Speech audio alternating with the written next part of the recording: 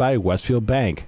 For more than 160 years, Westfield Bank has been an important community presence and commercial leader in the Pioneer Valley.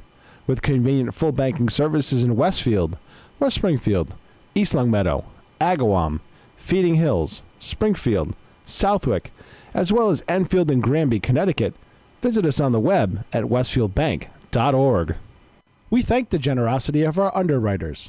For more information, please contact the Westfield State Foundation at 413-572-8646. It's Tuesday morning from 6 till 8. Wow, it's Tuesday with Bob Plasse. Community Radio. 89.5 WSKB.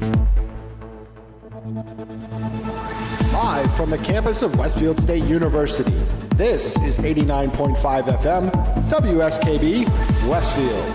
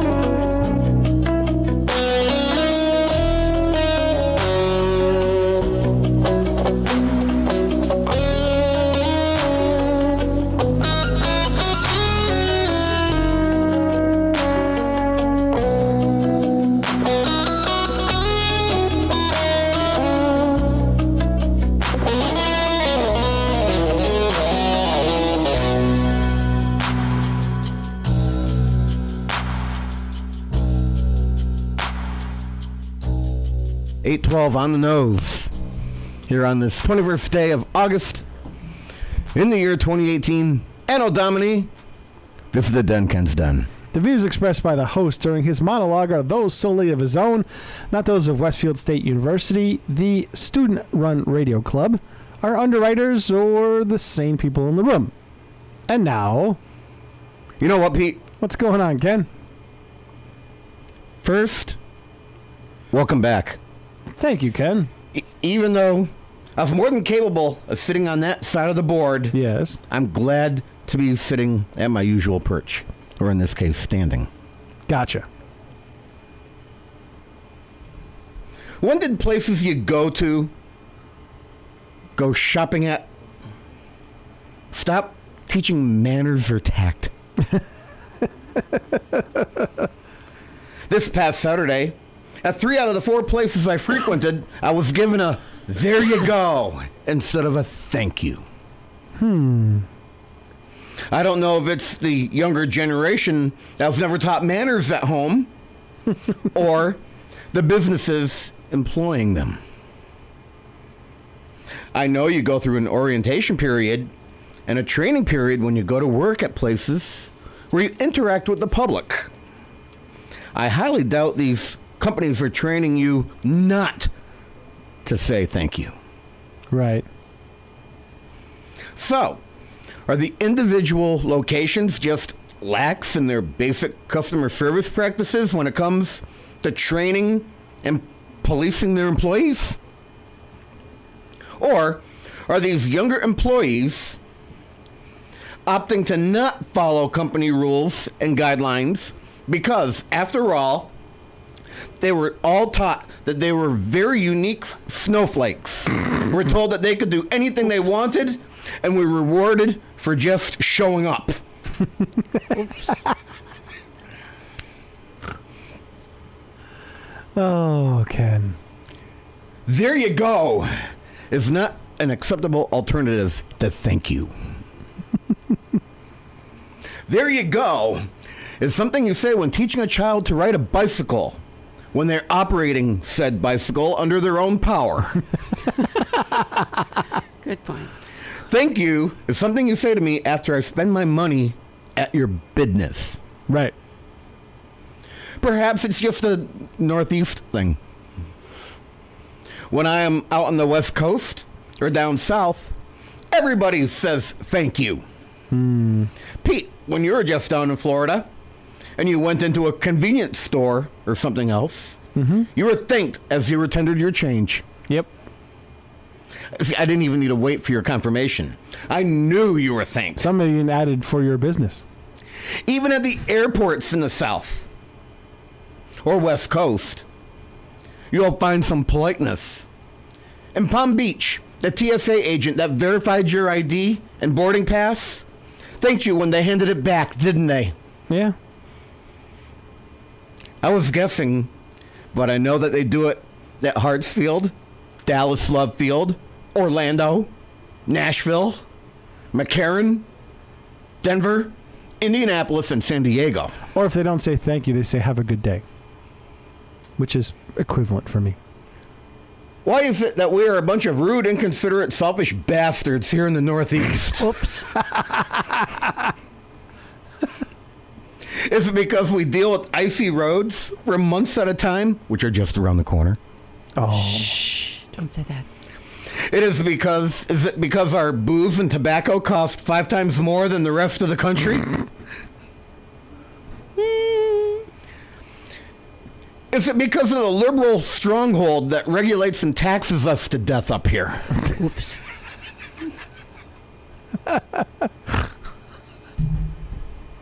Oh, God. It's not good. Is it because we measure distance in time instead of miles? That's true. Yeah, it is. I don't know what it is, but it is a wicked pissa constantly dealing with attitude here in the Northeast. Next week, I will get into how you should wave to me as a sign of thanks if I let you into the traffic at the top of Clay Hill after you get your dunks at the gas station, because I know whenever I do that, you will get through the light at the Pike, and I will be left behind, stewing and giving you the Boston salute. Oops. Let's pay our bills. We'll be back right after this.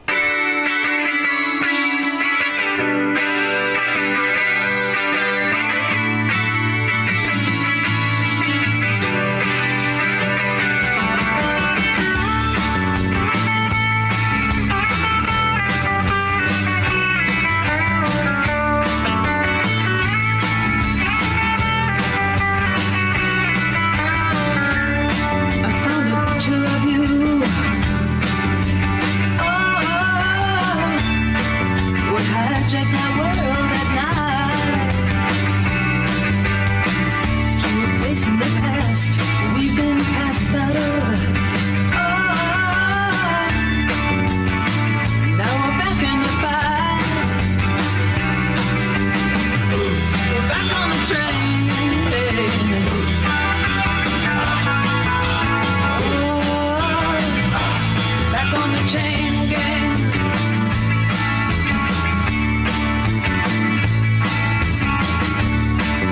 circumstance beyond our control. On TV and the news of the world. Got in the house like a pigeon from hell. From sending our eyes and descended like flies. Put us back on the train.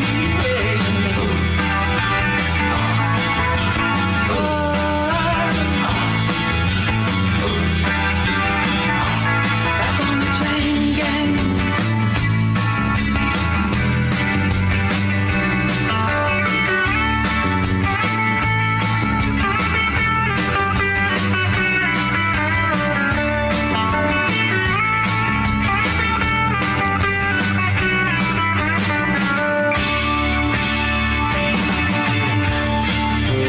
Powers that be, they force us to live like we do.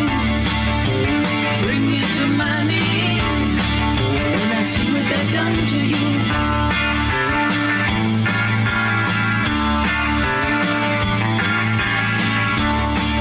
But I'll die as I stand here today, knowing that deep in my heart they'll fall to ruin one day for making us part.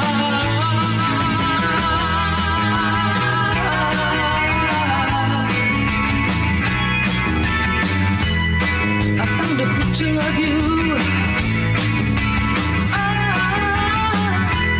Those were the happiest days of my life. Like a break in the battle was your part. In the wretched life of a lonely heart. Now we're back on the train.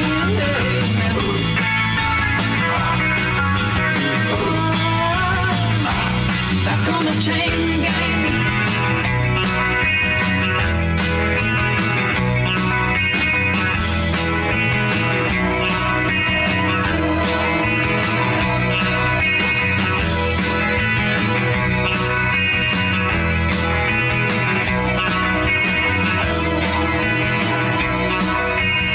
Support for community radio on WSKB is provided by Betts Plumbing and Heating Supply Company, an independent, family-owned wholesaler serving Westfield for over 50 years, specializing in plumbing, heating, and industrial piping supplies.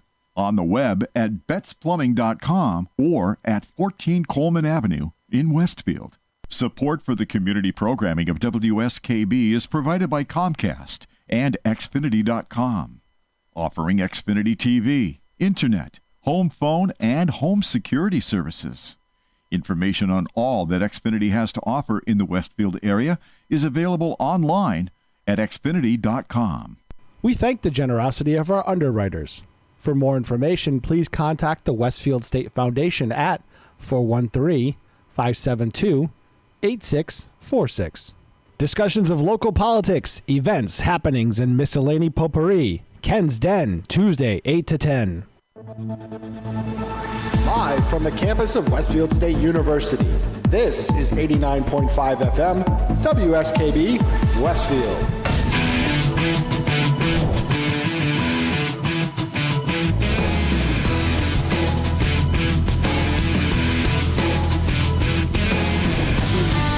We all know what that music means by now. We did. I thought the season would be over by the time I came back. Wishful thinking, Peter. We're only two-thirds through. Oh, is that only 2/3? Yeah. Oh my God! Even I are beginning to question stuff. But here's a We haven't even had a double eviction yet. yeah, no. But wait a minute. I got a scoop for Can they all be everyone. doubles from here on out? Everybody's going to be talking about this, and this is going to be something else. When Stormy Daniels was on television in England just this weekend, okay, she was interviewed, and she was saying that she is trying to work out stuff so that she can appear on Celebrity Big Brother. Stormy Daniels is going to be on Celebrity Big Brother. Well, she saw in the Omarosa winter. successfully sell her book on the Celebrity Yes. Bruin, so why not? So we're going to have She's played, Stormy honest Daniels to God, on she's Celebrity Big out of, Brother. Out of a false allegation, she's made more money than anybody I know, so she's pretty smart. Oh my God! Yes, She's played it for every damn cent it's worth. Did you see her when she was in Springfield? No, I She was didn't like go a- to the Mardi Gras. You went She to was- the Mardi Gras no, to see her? They covered it on the. You might listen to this. get shot if you go over They there. covered it on the news, All right, and she's like I know. she's like a drug suspect. She's got the hoodie on, and they're bringing her with the cops. It's like- Well, she's very famous right now, and she's capitalizing on her fame. it shows you how far our country has actually sunk. You know, now that I got Bob next to me, I need my monitor knocked down like one notch. Oh, okay. You are loud in Am the I morning. loud now? Am I loud? Now and then. Now and then. You started talking about Stormy, and you got excited, and your I beg your voice pardon? went up. Oh, All right, move along. yes. yeah. Very Well, nice. that's about the only thing that's gone up, to tell you the truth. Oh, you know what? I gotta pee. I don't need you. I can do it. yeah. There we are. There we There we go. Hey, so at any rate, getting What a week on Big Brother. what a week is What right. a week. Oh my Oh, God. Kathy, you should have seen it this Oh, week. I know. I'm so sorry. I missed Oh it. my God. You know, I think I was filing my nails. Kathy, last week I said this, that there are people that are left on Big Brother that have no personality, Yes, you and, did.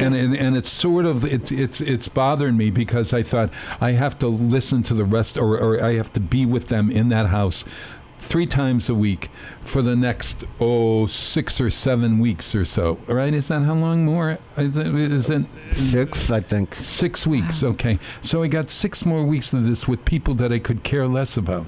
And then all of a sudden, I begin to really appreciate the Beach Boy. His name is Tyler. And I also appreciate Mini-Me, JC, okay?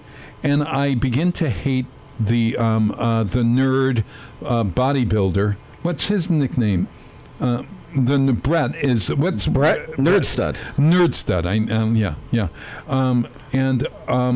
And forget the fact of these ciphers. There are some real ciphers. Zero people who have nothing going for them, that girl Angela, who's nothing, and suddenly Haley sort of begins to really begins to sort of farm girl begins to grow on me a bit, but more to the point, Ken. It has reached a point where suddenly there are new storylines appearing, and the writers are really working. And I've fallen in love, and I think she's got a real career. The hillbilly girl, Sam, she's so country, and she's so sweet, and she smokes cigarettes, and she is loved by everyone, and she's cleaning the house, and she's cooking for everyone. And then we have the Mini-Me is little. I'm not supposed to say little in terms of the shorter You're man. 69 years old. You can flip every now and then. I'm 73, but I was being kind. But the shorter person on the show, okay, has suddenly began to wheel and deal, and he is so adorable. I mean, like, he is so adorable, and I don't want to be that a pejorative. How can you if you put, oh, you're so short and you're so adorable, that would be. That's sort of like sexist, and there's something about it. But what's happening with me is I'm falling in love with the shenanigans of JC, and I'm looking forward to Sam and JC. He must be picking and up on Tyler. He must be picking up on his gaydar then. Well, he's also a gay man on top of everything Yes, else. I can see how that would happen. He's a Latino, and he's a gay man, and and he's a man who's shorter than the average bear. And yeah. But so Yeah, short. Well, he said shorter than every bear, and then I added on the boo. Oh, I like that. So, so what do you think is going to happen here? Well, we've got 2. So explain, folks, to where it is, so Kathy can. We need to talk about what happened last week, which was awesome. Okay. Yes. Yeah. Somebody went walking out the door. Oh, thank God. They got rid of Rockstar. The purple Freaky Friday. Oh, Freaky Friday finally walked the door. And they walked the backdoored plank. her, too. They thought that she was completely safe. And they got rid of her. And Everybody was telling her exactly what she wanted to hear. Oh, I'm so tired. I was so tired of her crying all the time. Me too. Were you crying? Yeah, me too. Peter, you were too, right? Yeah. Yeah. The crying has got to go. You can't cry. There's no crying on Big Brother. No crying. Well, with the exception of it was last year where Crybaby actually ended up winning. Oh, I gotcha. I know it.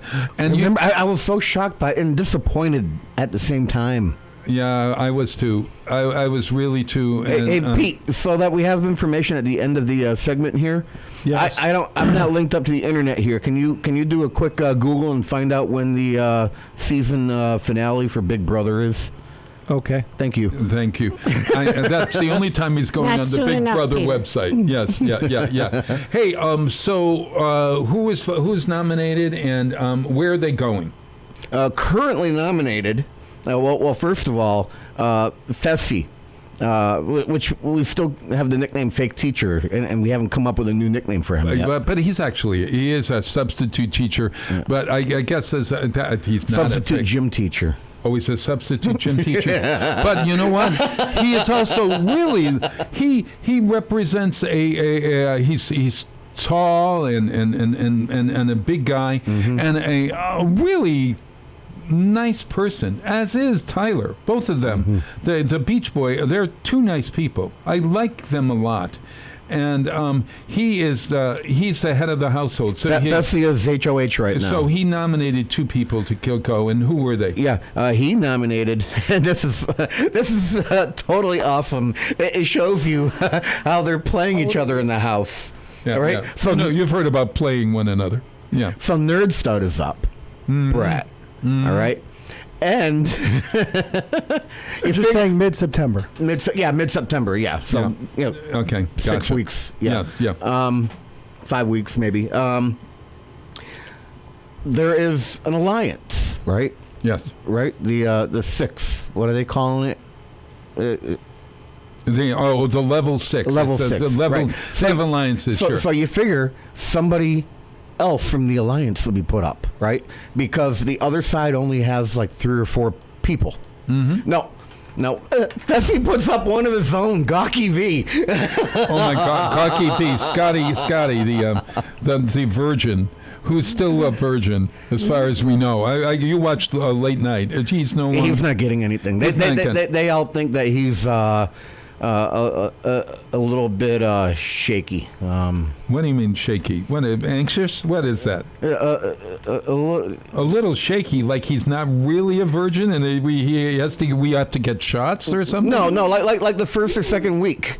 What does that mean? Like the first or second week, sketchy maybe sketchy is a better word. Sketchy, because remember the first week or two. Maybe no week. What 1, are you 2, saying? That he's week, like a stud? He's portrayed himself as a virgin? Week 2 or 3, he wore a Scotty C shirt in support of Scotty C, and he voted Scotty C out. No, Swaggy C. Swaggy C. Yeah, Swaggy C. Okay, yeah. So he's playing he's a tad sketchy. Okay, gotcha. So has nothing to do with his sex life on the show. He went in there thinking that there was going to be love. Okay, and they're trying now. We've got the little person, the mini-me. Please forgive me again for calling him a little person. See, this is so politically incorrect. We've got him setting everybody up to think that Scotty is in love with Haley, who is in love with Fessy, etc. It's become this. All right. Yeah. So the bottom line before and Fessy bought into it. That's why he put up Gawky V. Yeah, he thinks Gawky V is starting to. He puts up one of his own men. He's trying to. He thinks that one of his own men are trying to make a move on his girl. Oh my God! All right, that's why you don't do power couples in this game. You never do. It will destroy you. Oh, it would. It's going to destroy both he and Haley. All right, so here's who's going to go home this weekend. or this tomorrow night. When is it? Thursday night. Thursday night is the eviction. I feel that the nerd stud Brett is going to go home. Brett is and he's been creating trouble. He talks about himself as if he were the god of all gods, and yet I see him personally being nice, but he presents himself as this sort, or maybe they present him, the writers present him as if he were some kind of egomaniac. You always come up with these predictions, and I'm wrong most of the time. Because you don't think in advance as to what comes up on Wednesday for you. Veto. Yeah. All right. They played the veto out on it was. I think it was Saturday. They played the veto. So you already know. So when I'm watching Big Brother After Dark, or as Julie Chen says, be bad. Yes. You get it, Big Brother. Yeah. You see the person who won the veto contest walking around the house with the veto necklace around his neck. So it's a he. Oh man, look. There we are. I'm shocked. Oh my God! So and you have to keep it quiet. For you, out of respect, thank you. I'm not going to say who won the veto. Look at me. But because I know who won the veto, and because I know it doesn't matter who is put up to replace him, right? Gawky V is gone. You think Gawky V is gone? I think Gawky V is gone. Yeah, Scotty's walking out the door. All right, Brett won the veto. Yeah. Oh God!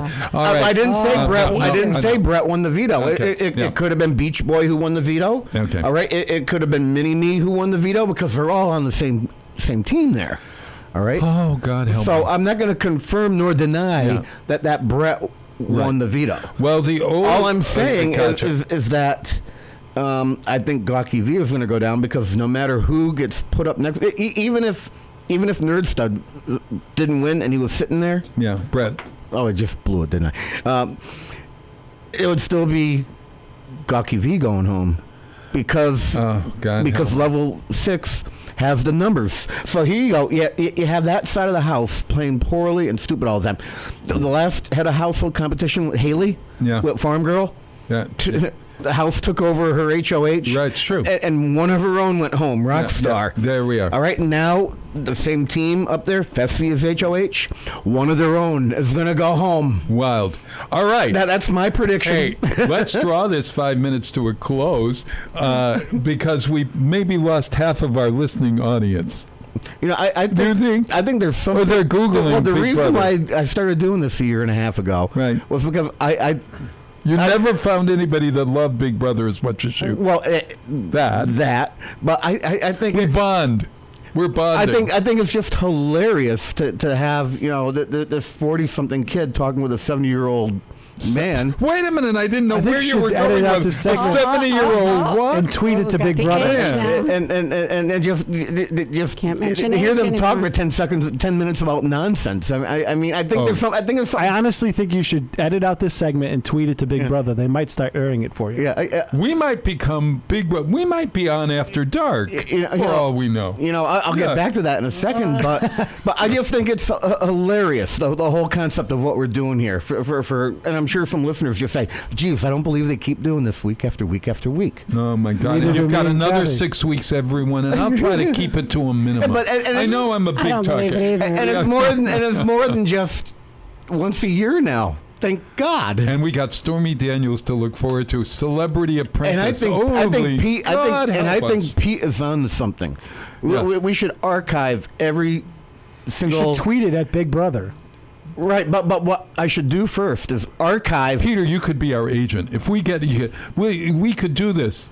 Actually, we could do it. I have all the shows archived. I can just cut out every week what we've done about Big Brother and then just put them in order in one huge video and upload it and say, you know what? Check out what these idiots are doing in Western Massachusetts. So next you could become internet superstars. Sure. Next week I'm going to be on the air, and then I'm off for 2 weeks for my eye lift. Everyone, plastic surgery. Oh no, we said that at the same time. Oh God, God help me. It's not going to be pretty, and please know everybody, I'm not doing it to make myself look any more handsome than I am. You are. Yeah. Thank you, Kathy. That's what I was looking for. But I don't want to look like Smokey Robinson or Barry Manilow. And I'm worried it's going to be next Wednesday, and then I'm off for 2 weeks. And so I don't know who you're going to have to. I should show you a picture of me next to Wayne Newton, and maybe you'll think twice about doing this. Oh my God! Hey, so He's everybody, had some major work. if you're a Big Brother fan and you want to come in and talk to while I'm gone, to have that same conversation, Bob, you can call in, Oh, I could call in, but I don't know where I'm going to be after the surgery. You'll be home. I will. I'm going to be looking like Joan Rivers on those big clips. Again, I'm going to look like the walking mummy. But the first week he won't be able to call in. No. I can't lift my We're head. going to be live down on the green. It's the Hoot Day show the week after next. We'll Skype. We'll be on the green. Yeah. Well, maybe I'll Skype, but I don't know if I'm going to be awake at that early in the morning, given my... Well, Bob, how big is your passion for Big Brother? Yes. You know what? Time for there that. we are. There's still a good possibility I'll be in San Diego that day anyway, so... Hoot Day? Yeah. Yeah. Well, that should be interesting. Yeah. Yeah. So... Yeah, I'm going to end up putting Kathy in charge of both my show and me replacing Bob on his show that morning. Yeah, so at any rate, at any rate, everyone. Hey, I really appreciate you giving me the time of day. The time of day is 8:39 and a half, Bob. Oh, so I'm going to say goodbye and get out there and volunteer and enjoy the Rotary's Food Fest this week and Artworks on Friday night. And you'll be stopping by our booth to talk. And where's your booth down during the Rotary? We're going to be set up right in front of the Renova building where we are every year, Bob. Oh, my God. Hasn't changed since they started. Oh, that's right. Westfield on weekends. The shop is going to be, I think, open, or at least you can go in there and sign up for a course or two. We'll be stealing electricity and a table or two from there. Correct. Well, are you going to stop down, Kath? I usually do, yes. Yeah, you're going to have do you ever eat on the street down there? I do eat on the street. What do you eat on the street? Oh, what was it we had last year, Peter? Those brownies. Was it a brownie? Oh, my God. This year they're edible. It's an edible. So good. Were they brownies? They were. Alice B. Toklas. It was a bacon. Edie and Angie and what's his name? From their food truck. Yeah. Was it a bacon brownie? Is that? Yes, what it was. I remember you cats going nuts over those brownies. Oh, yes. wow. And then I had the mac and cheese from somewhere. Well, guess what? There's a new mac and cheese this year. Woo-hoo. There's a mac and cheese being made with Granville Country Store cheese. Oh, my God. Oh, yeah. So, when Jennifer Gruska was on the other week talking about the event, oh, my God. she went over the vendors, and there's a couple of new ones. Somebody's going to be doing tater tots this year. And there's going to be mac and cheese. How much are they going to get for that? Because Granville cheese costs a bundle, like $12 how do you, we're going to have to, you're going to have to ask Chef John Flattery. Flattery.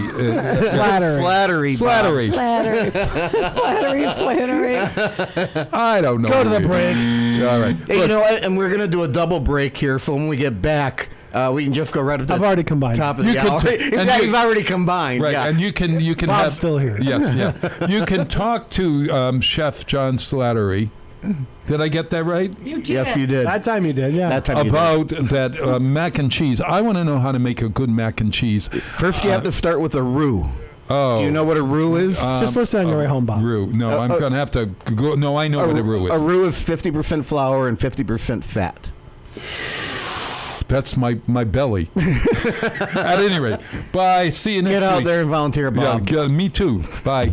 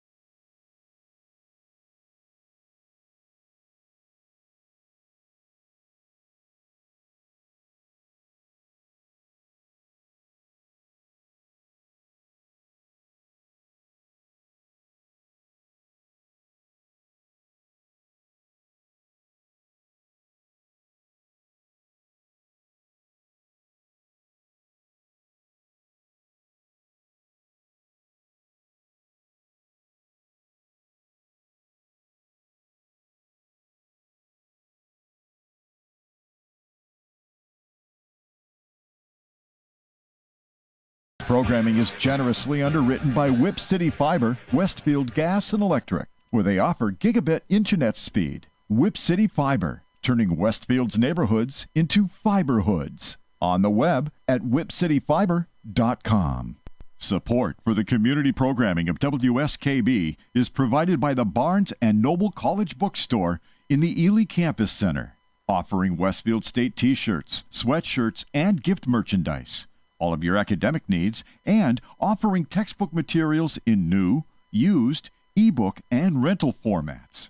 Available at the bookstore on campus or online at westfieldstate.bncollege.com. Support for the community programming of WSKB is provided by the Dunkin' Donut Shops of Westfield and the Sardinia family. It's nice to know that even as the world changes, Dunkin' Coffee remains the same at 7 convenient locations throughout Westfield. We thank the generosity of our underwriters. For more information, please contact the Westfield State Foundation at 413-572-8646. Friday mornings is something different on 89.5 FM. It's JP's Talk About Town. Community Radio. 89.5 WSKB. Live from the campus of Westfield State University, this is 89.5 FM, WSKB, Westfield. 8:49 on the nose, and Bob Plasse is playing with the 3 of ours ponytails. Honest to God, it's like a horse farm. I got hit yesterday. Speaking of farm, I got whacked by a cow's tail yesterday. Holy smokes, that hurts.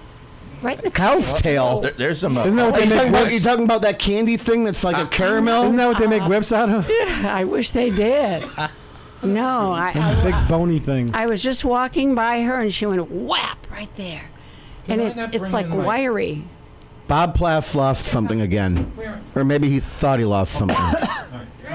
All right, he found it. He found it.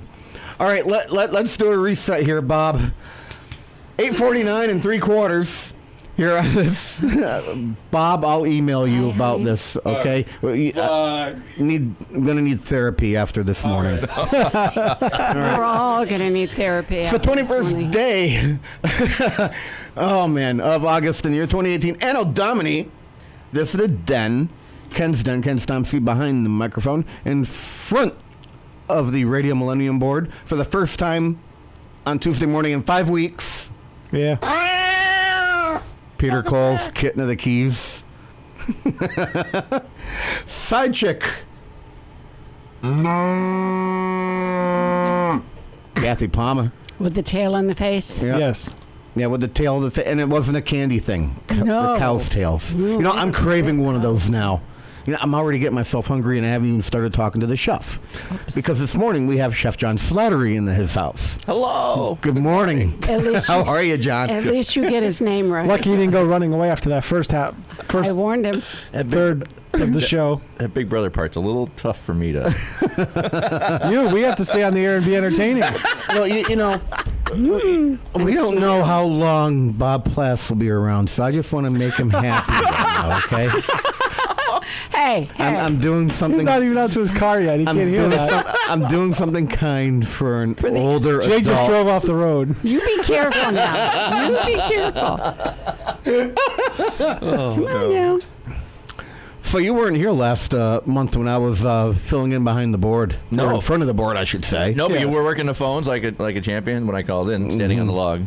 Yeah, you were standing on a log. And now, why were you standing on a log? What were you doing last month? I did a lot of things last month, but for the whole month, Were you proud of them all? I think so. Okay. I think so. It was a good month. It was very busy July. But I was away at a summer camp for children in Huntington, and I was cooking 3 meals a day for 100 to 150 people for pretty much the whole month, about 28 days of the 30 days.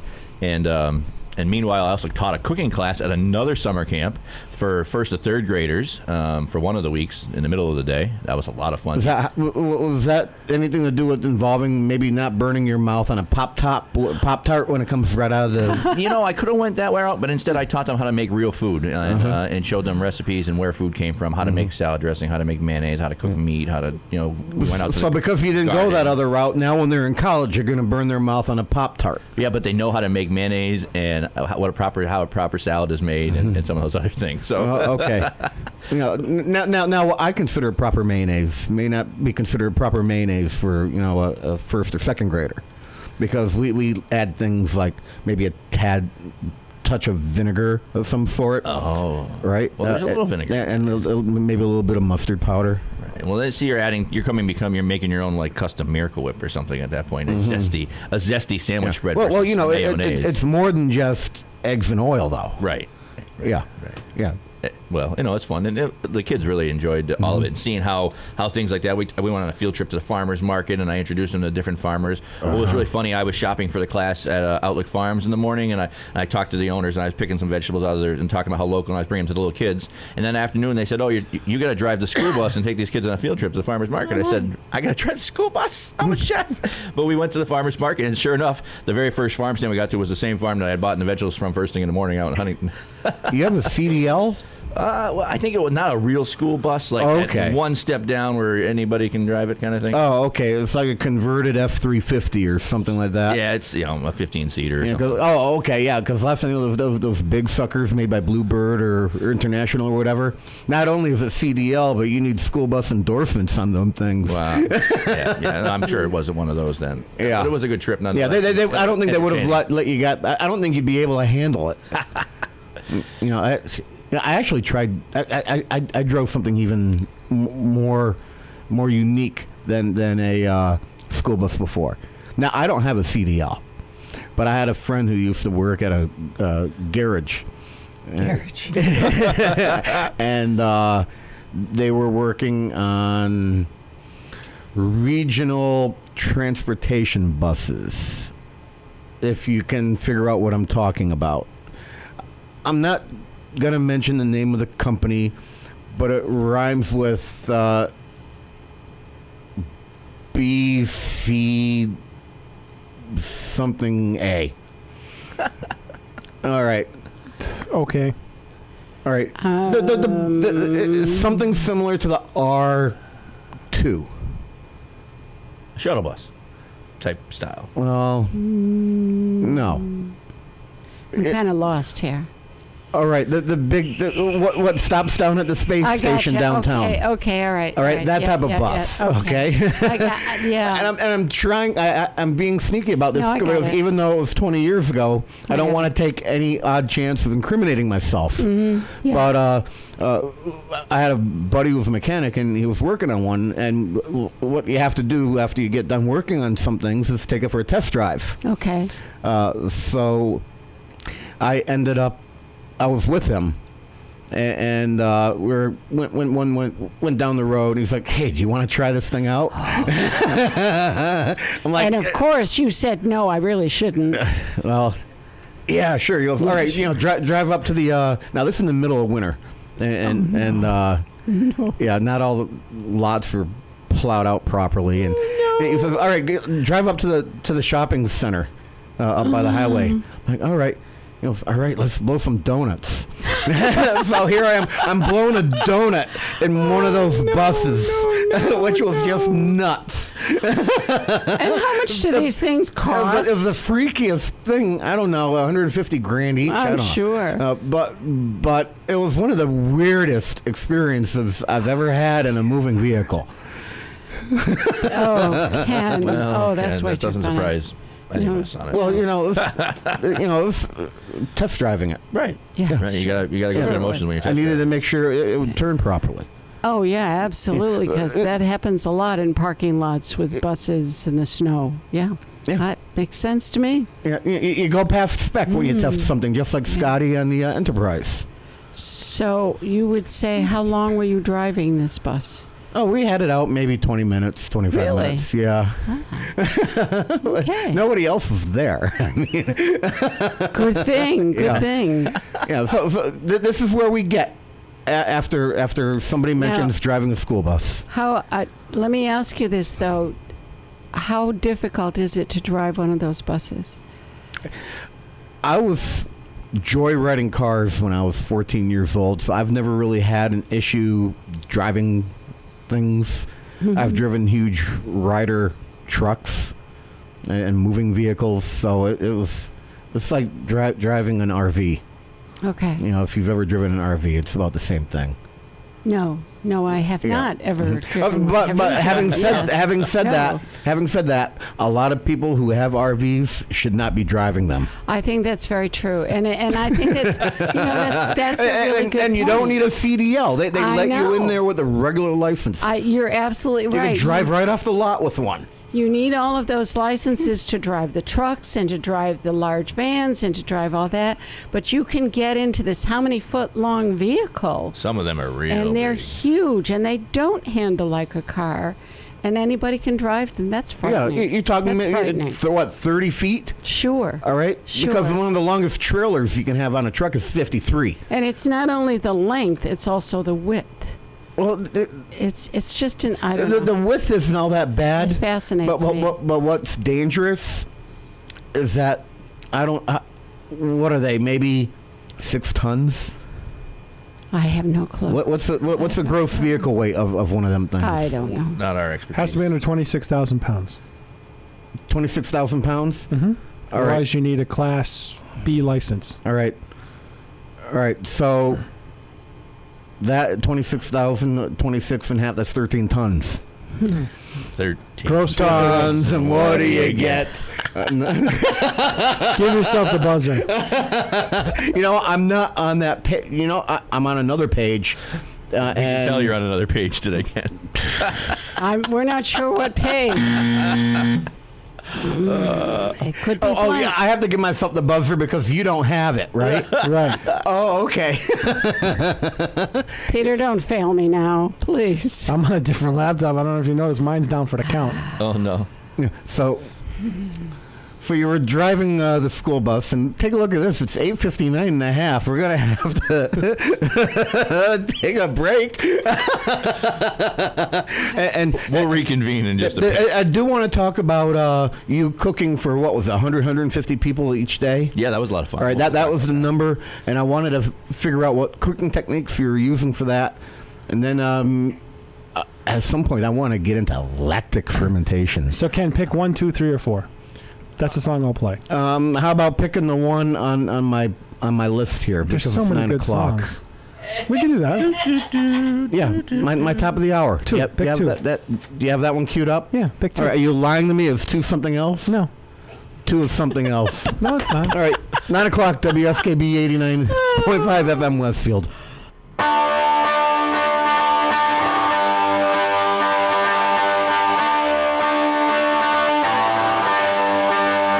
What's your favorite sea cat at the shop?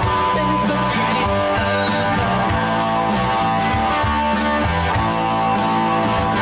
I was sprung and locked out, not up to speed.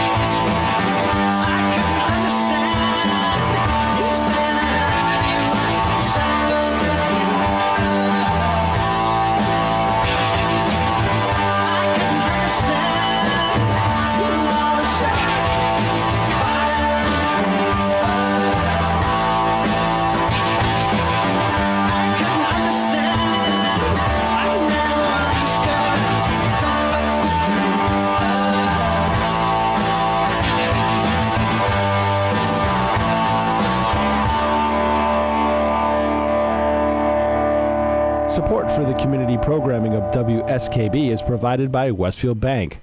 For more than 160 years, Westfield Bank has been an important community presence and commercial leader in the Pioneer Valley, with convenient full banking services in Westfield, West Springfield, East Longmeadow, Agawam, Feeding Hills, Springfield, Southwick, as well as Enfield and Granby, Connecticut. Visit us on the web at westfieldbank.org. We thank the generosity of our underwriters. For more information, please contact the Westfield State Foundation at 413-572-8646. Friday mornings is something different on 89.5 FM. It's JP's Talk About Town. Community Radio. 89.5 WSKB. Live from the campus of Westfield State University, this is 89.5 FM WSKB, Westfield. 9:05 in the morning. This is the 21st day of August in the year 2018. Anno Domini. This is a Denkins. Den I'm Ken Stumpsy. Pete is behind the board. Kathy is in here, and we have Chef John Slattery in the studio. Hello. Good morning. You left that off a Morning, flat. Chef John. Good to see you back again. Good to see from you as your- well. From your month in the wilds. Months in the wilds. It was great, though. The lake was right there. It had this amazing population of freshwater mussels, but all of my research told me that I couldn't eat them. So, but I was like, wow, we could have a heck of a clam lake. Those are the mussels that attach to your boat, No, these are like okay. So these aren't the guys over at the Quabbin then. not the zebra mussels. These are more. Yeah, zebra. These look like steamers, but they don't have a neck like a steamer clam. They are just like a mussel. With like So a why ocean can't you mussel. eat them? Well, if they take a long time to grow to a decent size, which means they've been in an environment for a very long time. So even if the water's clean, you don't know. Because they absorb toxins and hold them in their bodies, unfortunately. Sure, yeah. So that was all the research. If I took a couple of clams and sent them off to the lab maybe and they did the research to see how high the toxic levels were in them or whatnot, it could be possibly edible, but I wasn't going to take that chance. But really So neat. it's the environment, not the clam itself, or not the mussel itself. Excuse me. It's the environment they're in that's causing it. Right. Well, it's not that they're bad. It's just that because Right, they're I get filter it. feeders, people boat. Got it, 50 yeah. years or more, people have been using gasoline boats in that lake, so they slowly pick up some of that stuff, unfortunately. But really neat. The woods were beautiful. Saw bears and foxes and eagles and owls and hawks and all that great stuff. And the F-15s came out and flew over the lake a couple times from down here. So it was good. Yeah, so you knew you weren't that far away from civilization. Yeah, it was a good time, and the kids were all wonderful, and the counselors and everybody. It was really enjoyable to prepare so much food. Do they stay for the full month, or do they stay a week, or is it changing population? It was middle schoolers 1 week, high schoolers the next week, and then a week of middle schoolers and little kids, and then a week of little kids. So it was. What kind of food did you cook for the little kids? Because they're a little bit difficult. Well, so when I go into any operation and a fill-in or a part or a per diem or a one-shot kind of thing, usually they'll either have a menu set or I'll help them make a menu. So in this case, they had basically like a school food nutritional layout menu. It was pretty simple stuff: grilled cheeses, ketchup as the vegetable. Yeah, some of that kind of, but still serving something healthy every meal. But what I did was we had an herb garden out back, and I tweaked something so that the kids, especially a lot of the kids were from the inner city, that they bring them up from New York and stuff like that, haven't had real vegetables or real cooking or some kind of things like that. So I, used some fresh herbs in the dishes and made like creamy butter sauces for the canned green beans and it might have been canned green beans and canned corn, but I made them taste something different and presented them differently to the kids. And we did they had a movie night each week, so I did like a big gala hors d'oeuvre party for their dinner with all kinds of little like fruit on sticks and meatballs and things that kids eat. And it was a lot of fun. We were talking about mac and cheese. I was making 5 or 6 4-inch pans, to feed 200 persons worth of macaroni and cheese to feed 100 kids because they like macaroni and cheese. Yeah, most kids do. Yeah, so the feeding of the 150 people, Kathy kind of got into it. So you're not typical cafeteria stuff. It's slightly elevated because you're putting your own little touch on it. Yeah, exactly. It was typical cafeteria stuff, but with a little one-up. And, it was great. I was getting up at 5:30 in the morning to make sure they had breakfast for 7:30, 8 o'clock. And then, lunch was around noon and dinner at 6. And then some nights they had, like, weenie roasts or s'mores on the campfire late at night and that kind of stuff. So I helped coordinate all that for them. It was a lot of fun. So were you running the whole program? Did you have to worry about ordering food or stock or they had a layout and a system in place. I just helped them tweak it to make it a little better and more efficient for the week and to put a little bit of good spin on it. Yeah, and they stuck you in a cabin the whole time. Yeah, they gave me an old trailer, but it was big enough so the whole family could come visit me on the weekends and when they had time too. So it was a good family time kind of, and it was a good month. And you had running water in it. Yeah, I had running water. I had running water and air conditioning, except when it started to rain, the air conditioning stopped working. Oops. That was kind of neat. It was a good experience. Like I said, it was nice to be in the fresh air and drink clean water. So it wasn't quite a nice rustic cabin, but it was a step above a van down by the river. Yeah, we definitely step above that. I love that. I love that skit. You know what I'm referencing there, Kathy, right? No, I don't. In a van down by the river. Chris Farley. Chris Farley, rest in peace. But okay. It was a funny It was a stressed out motivational speaker who had everything taken away from him, was divorced, and all he had left was a van, which he had parked down by the river. Okay. You think everything a motivational speaker shouldn't be, and it was him. Yeah, you're right. Is this the first year you've ever worked at this camp, or do you do it regularly? No, well, it was the first time I'd done a whole camp there. I volunteered with them in the past and done, when I was running the restaurants, I didn't have a lot of time to do things, but I had worked at that facility doing some winter carnivals and some other things in the past. It's a really neat facility up there, so it was a good time. This whole being able to not have the daily restaurant to go to is just opened me up to being in so many different fun places and helping so many different people and feeding people of all different kinds everywhere. So it's been really awesome. Yeah, and you would do this again? I would. It was, it was definitely this time of year. I mean, how better to be in the woods and to do that and to be able to, the family was able to come visit me and spend time with me while I was working, and it was great. All right, one big question for all these people out there with children: their favorite food was or is? The big hit was grilled cheese and tomato soup day. Really? Yeah. You never outgrow that. But I made my signature cheesy tomato bisque from the different restaurants that I always make, so that they were really impressed. They really liked that, and we had big fluffy grilled cheese sandwiches. Now, did they put ketchup on the grilled cheese? Some of them. We left the ketchup. They did not go through nearly as much ketchup as I thought they would. I never did that. You never put ketchup on your grilled cheese? No. They were dipping it right in the tomato soup, though. What was cool was seeing especially the little kids coming back for a second bowl of soup. I even made cream of broccoli soup one day, and I used a Vitamix. So I didn't have to use a strainer or a food mill to get it all smooth. Yeah. The Vitamix just made the most beautiful cream of broccoli soup ever, and even the little kids ate it. And I was like, that was, and they came back for more, and I was like, that's great. That's the biggest thing to me. When somebody comes back for seconds and they actually liked it, especially people you didn't think might like the kind of food it is, that's the biggest part that I enjoy. Yeah. So especially with kids, because sometimes if they don't know what it is, I'm not eating that. But in a large group, I think the pressure's on them to try it. It's not like at home with your mom when you can go, I don't like that. Yeah. They can't do it there. And especially, it was very regimented kind of, thing. So everybody took a little bit of everything, or, and, there may have been some dietary things that I had to help a couple kids with or whatnot. But, they most were willing to try just about everything. It was great. It was good. It was good experience. Did you have a lot of allergies, food allergies that you had to work around? Not nearly as many as I thought. There was maybe 1 or 2 a week. So, I mean, that's not bad. I know in other places, I was working with some Australians who were, the camp counselors and stuff like that, and they were telling me about how camps run there, and they said they have so many food allergies. Almost every kid has a different. So it's I was surprised it wasn't that bad here.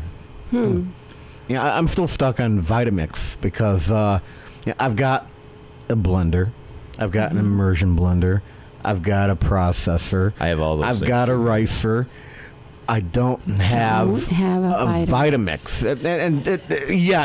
Magic Bullet, same thing. Ken. I had a Magic Bullet, and I've used the Vitamix, and Ken, you got a blender? I go, no, a blender's not a Vitamix. Yeah, the Ninja might be close, but I still don't think it's as durable because I've used both of those too, and just the build. I mean, they built the Vitamix in the '70s, and they really haven't changed much. And it's just a strong. And the whole idea, it's not a higher wattage motor. It's the torque that they put into it to rip through things. Yeah, well, it's those metal gears that just aren't going to chew themselves. Most of your blenders they get stripped. This is not going to get stripped. Yeah. It's a good. I mean, you can make hot soup. Yeah, and there's a design. Instant cheese sauce. You just put the warm milk in and drop cheese in and cheese sauce. Yeah, and there's a design going at the bottom of that carafe.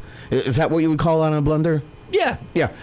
Where it doesn't form that it doesn't form that suction pocket, that void where it ends up spinning around doing nothing. The Vitamixes, they pull everything down no matter what is there. You never have to poke and prod or shake the thing in order to get it to work. Yeah, so those are cool tools. I endorse them, I guess. Definitely for soups and sauces and all kinds of fun stuff. Smoothies, amazing smoothies. You said you were doing cooking lessons. Lessons, very interesting. Yeah. So that was at the JCC in Springfield. I was asked to do a set of cooking classes for them, and that was great. It was I had about 15 first to third graders, and we really talked about cool. Every day I made them Kool-Aid from fresh fruit and sugar. And taught them how sugared them up. And we do that first thing. What kind of Kool-Aid? But I would talk about different kinds of fruits. The very first day, I just wanted to talk about comparing and contrasting ingredients. So I brought 3 different kinds of apples, an orange, and a strawberry, and a tomato. And I started with apples are apples and comparing apples to apples, and then we compared apples to oranges. And then I said, well, what about this fruit? It's red and round, but it's what's different? And it was a really good exercise to just get the kids thinking about ingredients, and that was fun. And then I laid out about 15 or so different spices like vanilla beans and star anise and things that smelled and that they could touch and taste, and let them play with all that and kind of just experiment. And then I talked about what kind of foods haven't you ever tried, and then I worked all those into the next part of the couple days. Yeah, I appreciate how you had the tomato there in comparison with the fruits.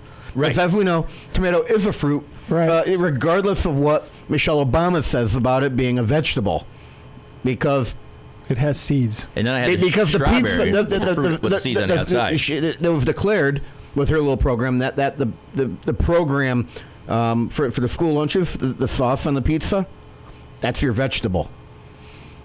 Ipso facto, tomato is a vegetable, and no, it's not. They it's lump fruit and vegetables together, though. Yeah, we're not separating the two. It's the same. When they talk about nutrition and what you should have in your servings per day, they consider them to be the same category, as opposed to protein and carbohydrates. The pyramid is different than what we remember it to be. Now. They did change it. So it's different. So we can't go down that track. It's eat for color. That's what I talk about. When you see me at Mass Appeal, I'm always about eat the rainbow, and I put all the display of different things. And I did a backyard barbecue on Sunday in East Hampton. It's a musical performance, and I made this really nice veggie stir fry with all these colors. I picked the squashes out of the garden, and we had some shiitake mushrooms, so we had white and red, and I sweet potatoes for orange and green from the green squashes and different colored peppers. You get all those phytonutrients from the different colors, and it's really awesome. I want to talk about 22 when we get back. I also want to talk about some other things. I got a nice little surprise here that we'll get a kick out of. 9:17 in the morning. We'll be back.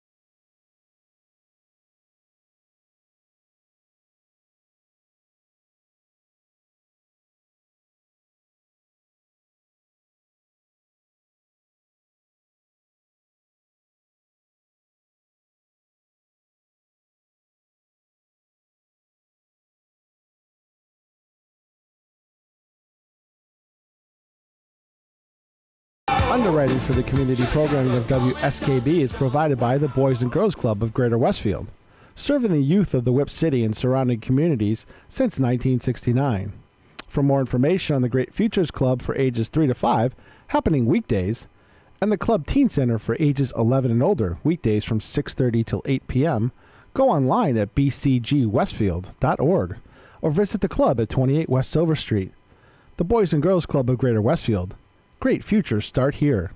Support for the community programming of WSKB is provided by Commercial Distributing Company of Westfield. Now in its third generation of family ownership, Commercial is one of the premier beverage distributors of Western Massachusetts. The Plasse family and the staff of Commercial Distributing wishes you good times throughout the year and urges you to drink responsibly. We thank the generosity of our underwriters. For more information, please contact the Westfield State Foundation at 413-572-8646. Thursday morning from 6 till 8, it's Patrick Berry, owner of the Westfield News Group, Community Radio. 89.5 WSKB. Live from the campus of Westfield State University, this is 89.5 FM, WSKB, Westfield. 9:22. Hey, Chef. Yes, sir. I wasn't in my office half of last week, so I didn't watch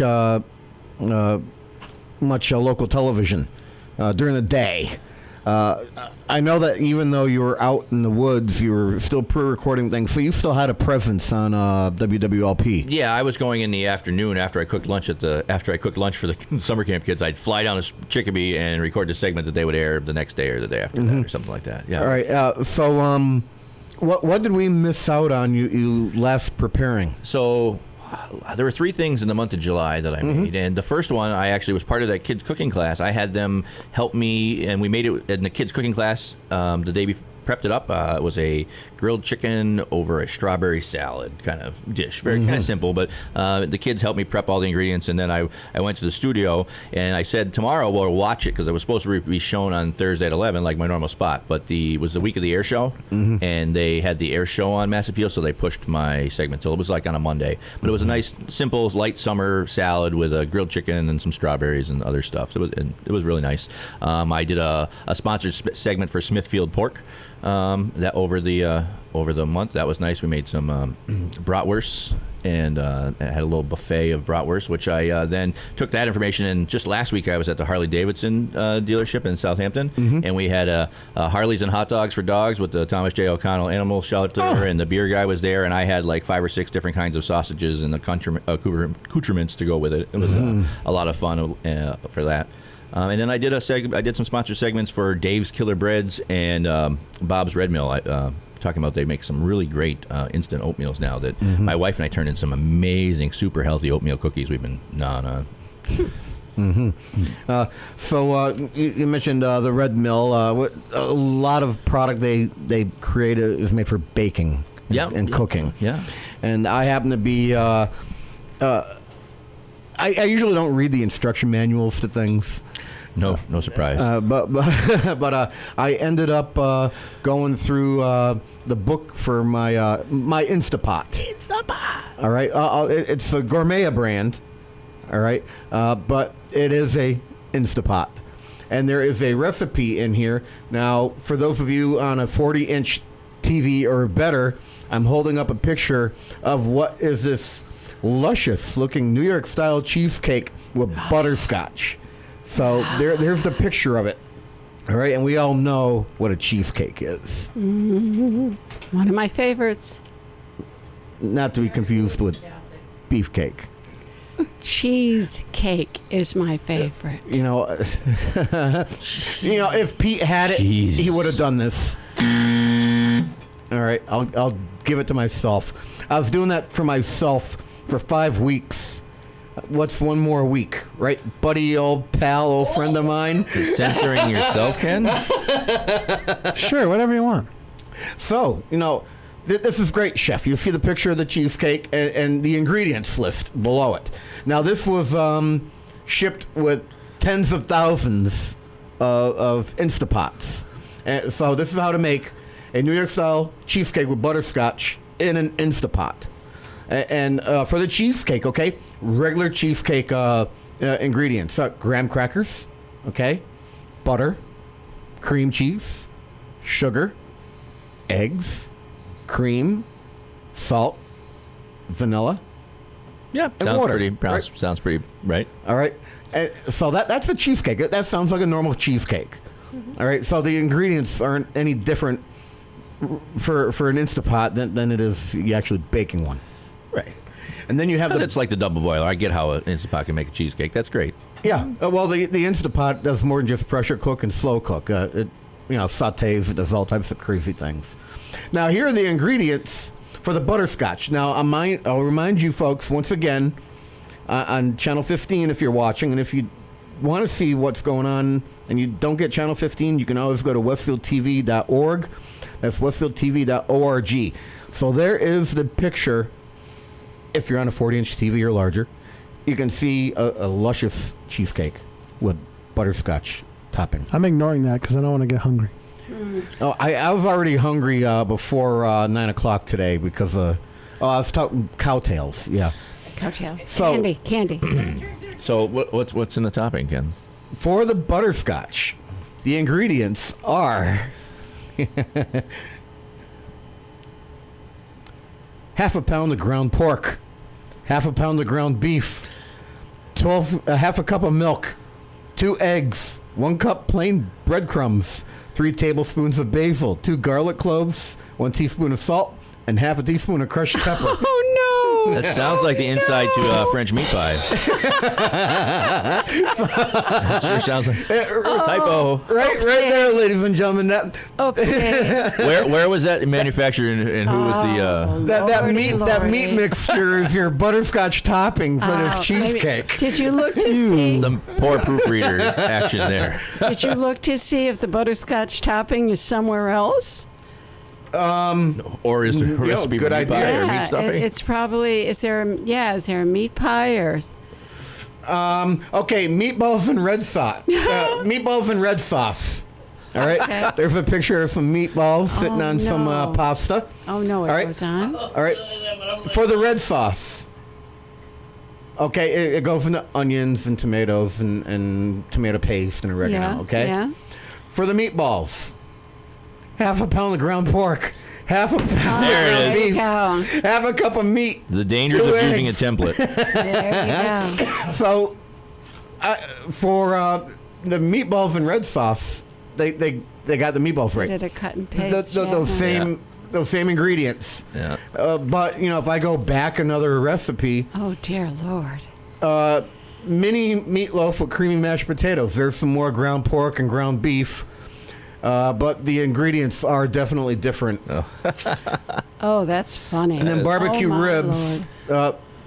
Spare ribs, Oopsie. salt, pepper, and barbecue sauce. I thought, when I saw that what you were about to present us, so I was thinking it wasn't really a cheesecake. It was one of those mashed potato cakes with the okay. meat inside and looks like a cheesecake. I could have totally seen that with meat inside. Yeah. The risotto recipe is right.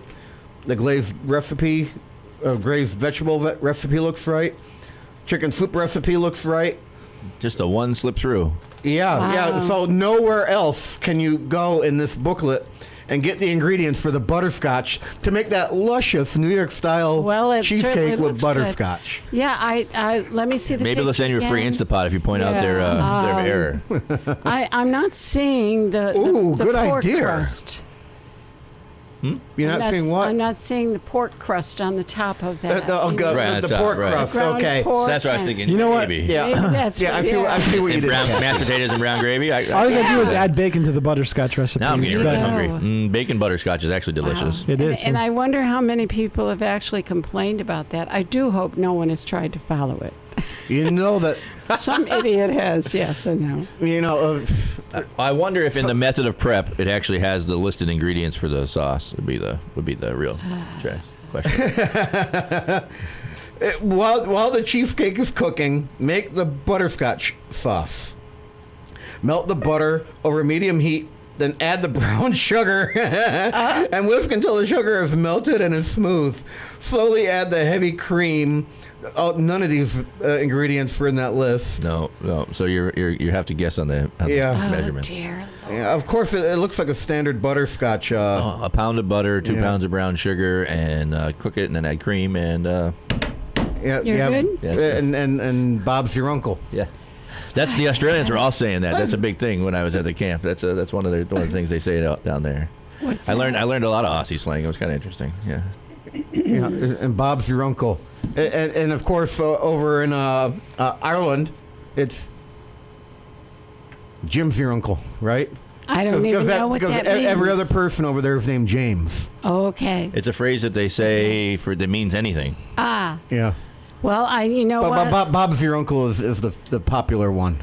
Years ago, when one of my kids' friends was over, and I couldn't remember their name, and my daughter was so insulted. She went, "Mom, don't you remember my kids' names?" And I said, "Well, you don't know all my friends' names." And she said, "That's easy. All your friends are named Bob." And I thought about it. She's probably right. A lot of my friends are named Bob. Yeah, my grandmother, my mother's mother, had 1, 2, 3, 4 children, I think. If I'm counting them right, 1, 2, 3, 4, 5. And when it came to girls, 3 out of the 5, they'd all be called she'd go through the 3 names all at once. You know, San Joan Care. Because one of you answer me. Yeah, so they were all called that same. You know. That's funny. 9:32 going on to 9:33 in the morning. We'll be back right after this.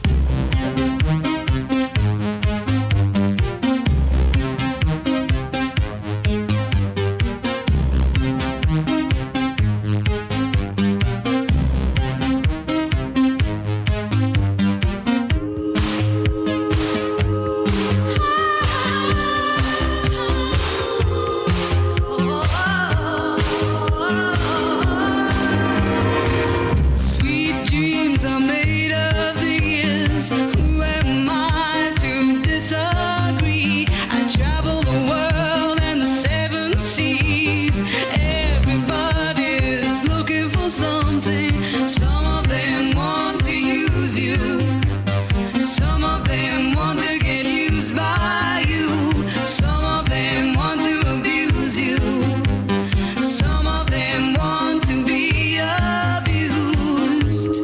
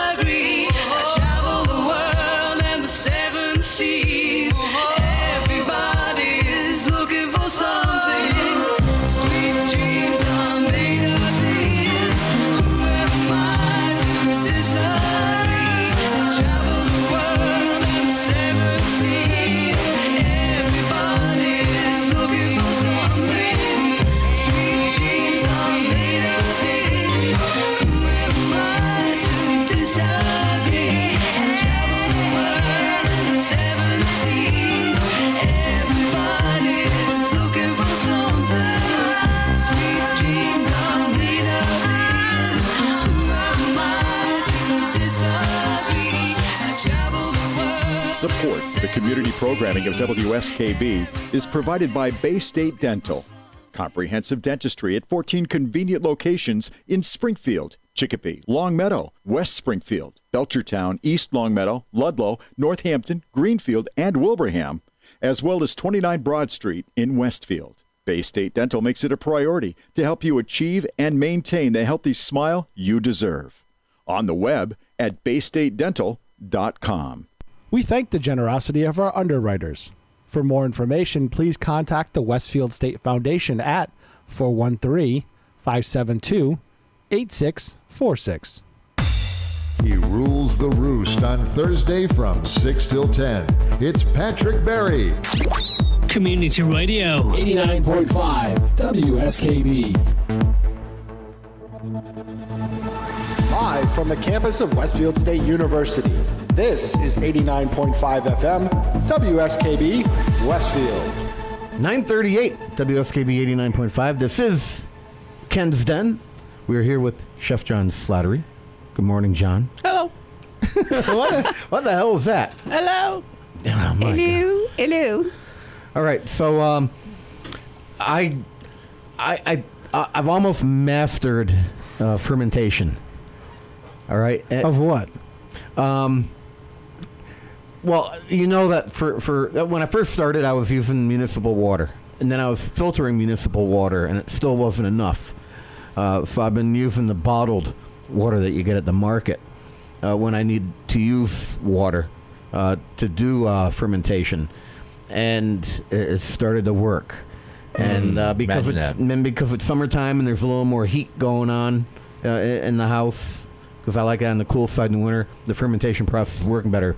So I started off with the half sour, which are just they're awesome. All right, the half sour is that pickle you get at the New York deli. Mm-hmm. All right, there's no vinegar involved there. Right, it's lactic fermentation. And then once I was successful with that, I got a bunch of Napa, and I threw some scallion in there, and some chili powder. And then I let it sit for a week or so out. And bingo, kimchi. And then I took some regular cabbage and I shredded that up. Mm-hmm. And I put it through a process. And a week later, sauerkraut. So I've done all three now. Nice. And I figured out that I'm not soaking the cabbage for the kimchi or the sauerkraut. What I'm doing is I'm chopping it up, and I put it into a pan, and I salt it. I let it sit for about 5-10 minutes, and then I go in there with like a potato masher, and I just start to compress, the cabbage and the veg in there, and it's pushing the water out of the product. So now I have enough liquid with the cabbage to shove, and I'm using mason jars for this, to shove into the mason jar, and you pack it as tight as it can, and its own fluid, its own liquid covers the product. So it's completely submerged. Mm-hmm. And then to kind of create my own airlock, I've been taking a Ziploc bag and putting in the bottled water in the Ziploc bag and getting rid of the air in the Ziploc bag and closing it up and shoving it into the top of the mason jar to keep everything submerged and to keep things from going in, but there's enough for the gas and whatnot to come out. Because I just screw the jar on loosely on the mason jar. Interesting. So that's how that's what I got without a lid. The bag is the lid. No, I get the plastic reusable lids for the mason jars, and I do like a one turn. And there's enough for it to seep out, because I'll get home from work, and there'll be a quarter of a cup of extra liquid in the sheet pan that I put these jars into. Mm-hmm. It's amazing how much additional water that this stuff is generating. Where's this water? Where's this liquid coming from? Byproduct of fermentation process? Well, yes, I know that. Right, as they convert the sugars and the other and the starches. But it's like it creates more liquid. Yeah, well, it's coming out of, it's more liquid that was stored in the vegetables that you hadn't gotten out in the first place. Yeah. The the microbes eating it is making more liquid. Yeah. So it's the additional gas being produced by the fermentation process that probably takes up more volume in that. Yes, jar. right. The gas in the spaces too. Yeah. So that's what I've been doing. You can see the bubbles in the jar. And I know once the bubbles stop, I leave it out for another day or two, usually beyond that point, and then I toss it into the fridge. Yeah. So that's my tell with the sauerkraut and the kimchi. You know, the bubbles kind of go away because the bubbles are things rotting. Kathy, it's rotting. No, it's natural fermentation is beer. People do the same thing. When fermentation is rotting. I made some ambrosia from peaches once that came out really nice. Yeah, in a gallon jar with enough space for it to breathe, and then it forms its scum cap and everything. But if you use you can make an Exacto on the top of the scum cap and extract the ambrosia from the middle. That's really cool. Yeah. So then the half sours, so slightly different process. You need to stick them into a brine in order to get them to ferment. And it's like two cups of water to two tablespoons of salt, and that's it. And you put that mixture into the mason jar with the cucumbers. Yeah, and I learned you have to. You're making pickles. You have to take the ends off. Natural pickles, though, without the vinegar, they still get sour, but without using vinegar. Yeah. You can do beets the same way.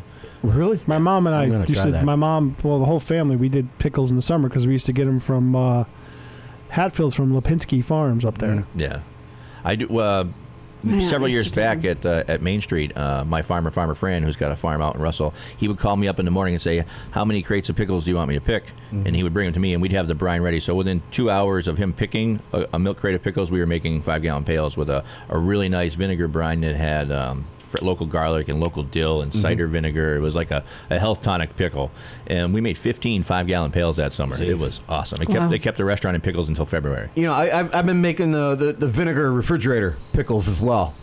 Dill, salt, sugar, but the half sours. I really wanted to make a lot at one time, and I wanted to have a real crock in order to do it in, but the few crocks that I've found, they're like $150. I'm like, what the hell's going on? So I went back and I used the mason jars for those, which is not a bad idea because there's a tell that you can look at visually to know, okay, maybe it's time for me to not leave these outside and put them in the fridge. The water gets wicked cloudy. And as soon as you can't see the pickle through the cloudiness of the mason jar, that's the time to put it in the fridge. Now, I don't know how long those suckers are going to keep in the fridge. I've gone 4 weeks. I still have one more jar. I'm probably going to get it in them tonight.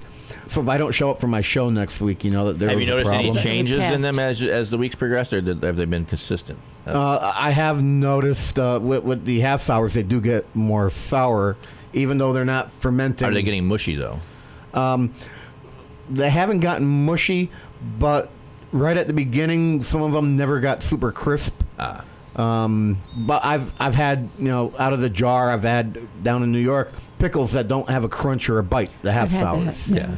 So some of them have come out soft, but I noticed that when I cut off more of the blossom end, the pickles tend to be a little crunchier when I make them, because there's some type of enzyme in that end of the cucumber that makes them go soft. Now, what does it mean? You said, are they soft? What would that mean? I was just wondering how they were transgress. I mean, eventually they'll continue probably to get soft. I don't know if the fridge stops that, or if they'll lose their crisp. Slows it down a lot. Right, exactly. So I mean, eventually they'll be no good. Yeah. The kimchi I have doesn't last long enough. Yeah, well, that won't go bad really, because that's got the stuff trapped in it better versus the way the pickles are done. Without the brine. So, cucumbers are plenty this time of year. I should just not think about making them last and get through them and make another batch. You know what else is coming plenty right now? It's this time of year. It's early this year, but I've been out hiking and the mushrooms are coming. Oh, really? Like crazy. Like I picked some beautiful chicken in the woods on Sunday morning and used them at the barbecue I was at. It was just, and it's a little early, but the weather's just been really conducive to, to that. It's been so damp. Yeah, and the humidity's been high. And overnight. You go out, if you keep hiking the same trail every day, you can see the mushrooms just pop up overnight, or you can see it start the next day, and let's give it a day or two to grow up to a decent size. Pretty awesome stuff. So it sounds like I have your approval with the whole lactic fermentation process. It sounds like I'm doing it safe. Yeah. And yeah, no, the all sounds very good. The kimchi is perfect recipe, and sounds like you got your half sour down. So awesome. All right, it'll be interesting to see where this goes to come late fall or winter when I keep my house at 60. And then you can make pickled like fall squashes, like a butternut or something weird like that would do good in that process too. Never thought of interesting squash. Green beans. I think I'm going to do a batch of them. No, definitely. There's second crop green beans should be up right about now. Now with the green beans, am I thinking I should do a vinegar pickle, or should I do a fermentation pickle with those? I would probably personally do a vinegar pickle. That's what I'm leaning towards. But you could definitely make like a kimchi version with green beans too. Yeah. Yeah. I just now like my a mind, spicy bean with the maybe some corn and some green beans and the cabbage and some red peppers, a little pepper flake. That sounds like it might almost like a green bean salad sort of kind of right, but natural, but do it the kimchi style to get that funkin' bite. Those are good. Now I'm just thinking of all types of crazy things to add to the kimchi. I can see it. I can see and the this is more than green onion and daikon. Yeah, which, by the way, I friggin' love daikon. I mean, it's one of my favorite vegetables because it's so versatile. I brought them in I brought one in that was as big as the children's arms to show at the cooking class. And that's the thing. That's what's great about coming on the show. We're talking with you, Ken. People that are really like food can share the knowledge with people that haven't tried these things or experimented with it, and it's just there's so much great things out there that people sometimes are afraid to try. Food is almost like a universal language. You and I might not like each other, but you start to talk about food or try some food or share some food. That can change a lot. It's 10 of Pete. I think I'm going to jump right into a quick break to pay homage to our underwriters and then get right back to issues here. We'll be right back. Support for the community programming of WSKB is provided by the Dunkin' Donut Shops of Westfield and the Sardinia family. It's nice to know that even as the world changes, Dunkin' Coffee remains the same at 7 convenient locations throughout Westfield. We thank the generosity of our underwriters. For more information, please contact the Westfield State Foundation at 413-572-8646. Wednesday mornings from 6 till 8, it's Tina Gorman with Wake Up Wednesday. Community Radio. 89.5 WSKB. Live from the campus of Westfield State University, this is 89.5 FM WSKB Westfield. 9:51 in the morning.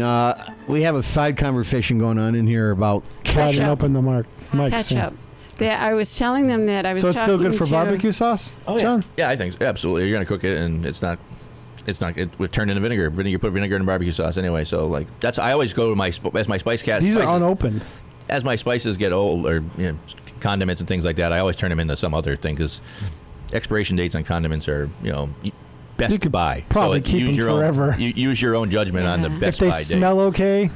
By law, they have to put a 2-year best by date on just about everything. Even some of the beers, even those beers that you're supposed to keep in the back of your closet for years, they still have a best by date of 2 years from when you buy them. 250 million year old Himalayan pink salt has an expiration date on it, Kathy, doesn't it? I saw that. I had to send that to But they won't put labels on. But they stopped the law that puts labels to tell us where the food has come from, and that's one of the things that actually bothers me. Is they got into that origin thing, so we knew where our food was coming from, and that was repealed. And I think that we have a right to know where our food comes from. Whether or not it's going to go bad, we could determine that, but we should know where at least Mexico or California, most of the vegetables. It's true.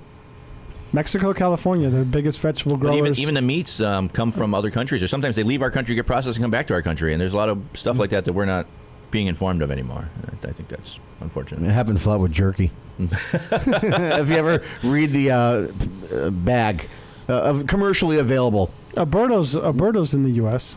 Some of the other stuff. Read some of the packages. The mass-produced stuff is more what I'm hinting at. Kathy, you said something about fries and ketchup. Did I catch you right? I did. Yes, I was talking to someone who was visiting down south, and for my 2 travelers here who go everywhere, he asked for ketchup. And the waitress looked at him like he was speaking another language. Mm-hmm. She said, "What do you want the ketchup for?" And he said, "Well, for my fries."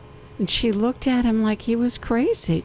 She said, "You don't put ketchup on fries. You put vinegar on fries." And I was just going to say a gastrique. So like a tomato gastrique would be more, they would commonly have like a sauce with vinegar base, which would be considered ketchup, but that wouldn't. Spicy ketchup. Right. Usually. If it's a steak fry, I'll tend to do a malt vinegar.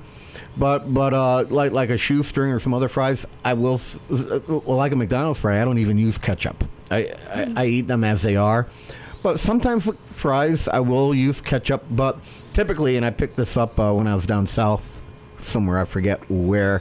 It may have. Well, it may have been Orlando. It may have been Dallas. Fry sauce. Yeah, it's a big thing down south. Fry sauce. It's basically ketchup and mayonnaise. Steak and Shake has that. Yeah, ketchup and mayonnaise and they mixed put their together. seasoning in it too. Yeah. Fry sauce. Bistro sauce is what it gets. We add the more spice you add into it, then it becomes bistro sauce. Yeah. and I was over on the central Massachusetts, and my coworker and I. It was about 7:00 at night. We needed to eat before we drove any further, and we went to a Friendly's there, and the Friendly's in Central Mass brought over fry sauce for the French fries. It wasn't even asked for; it was just automatic. Really? It blew my mind. Now, is it equal parts of? It depends on the recipe at the operation. It's not a standard. It's a and usually pinkish they throw, color though. So usually it's they throw like whatever they're putting on the burger, the burger's seasoning. They usually throw that in there for a little bit of spice. Huh. Yeah. Interesting. But you can do the same thing with straight ketchup if you want to spice up some ketchup. Oh, I know. I've mixed ketchup and mayonnaise before. I like it on my salad, but I would never think of it for fries. Yeah, fry sauce. Yeah, make it. Yeah. Try it with French fries. I get yourself an air fryer and fry up some fries so they're healthier. There's You've seen my fridge, Ken. a fancy French restaurant in Northampton, and they make the most fantastic French fries. But if you call them French fries, they'll throw you out. Bistro. Are we talking about Bistro? Yeah. 63? What are they? What it is?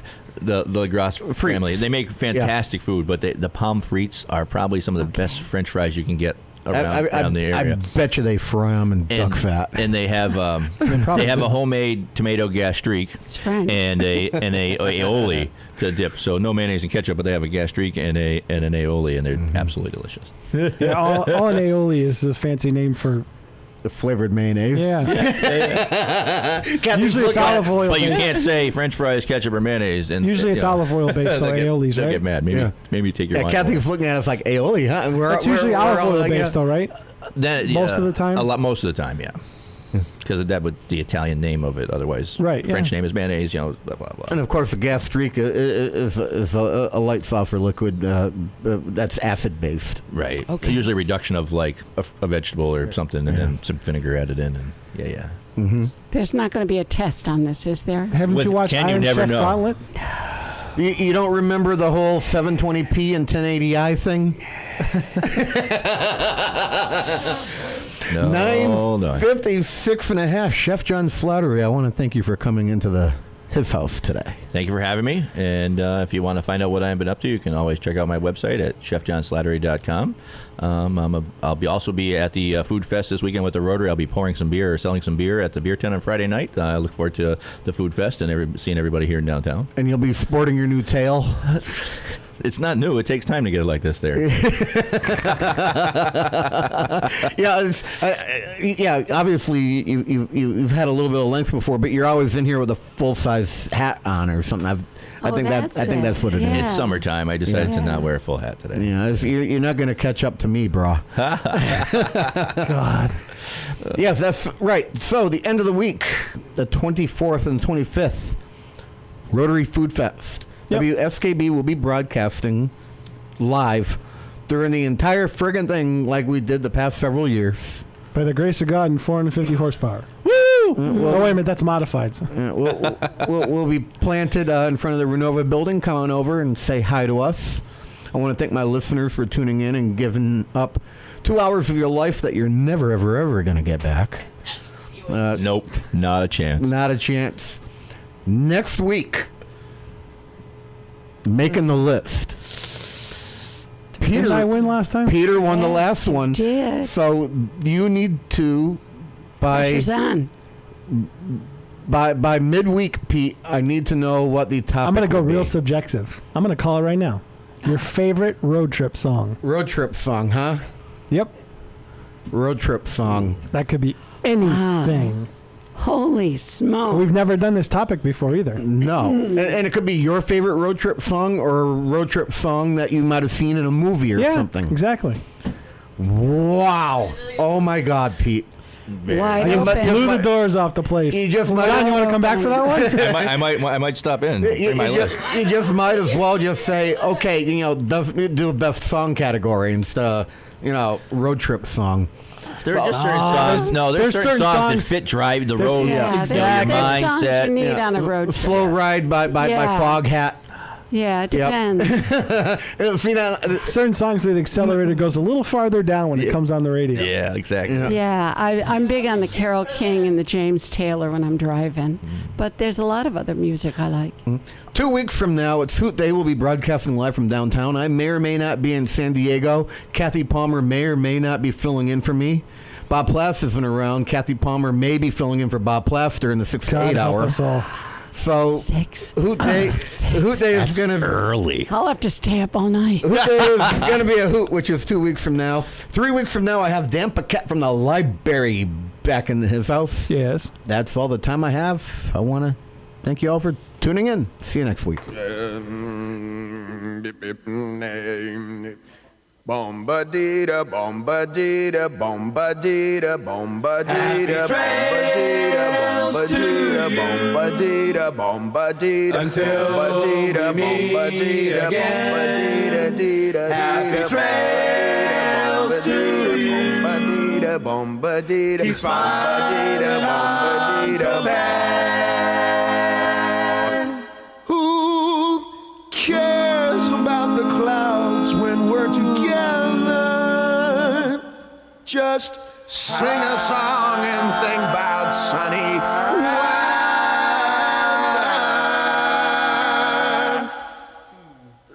Happy trails to you till we meet again.